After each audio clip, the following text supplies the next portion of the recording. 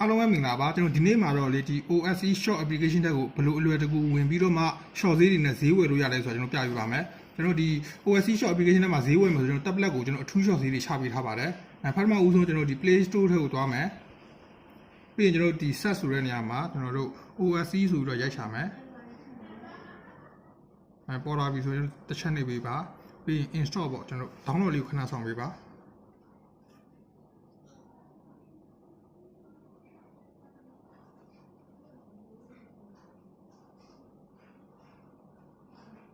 တောင်းပြီးတော့ဆိုကျွန်တော်ဒီ open လေးနဲ့เนาะကျွန်တော်ဒီ OSE short application တွေဝင်မယ်ဒီလိုပေါ်လာပြီဆိုရင်ကျွန်တော်ဒီအပြရောင်နဲ့ပေါ့เนาะဒီ asset လေးကိုတစ်ချက်ရွေးပေးပါ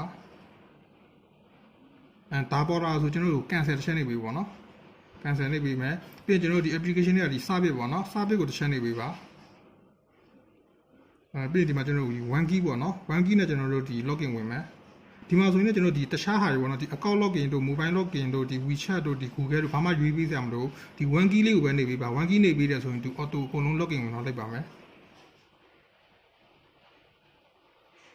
ဒါဆိုကျွန်တော် login ဝင်ပြီးသွားပြီ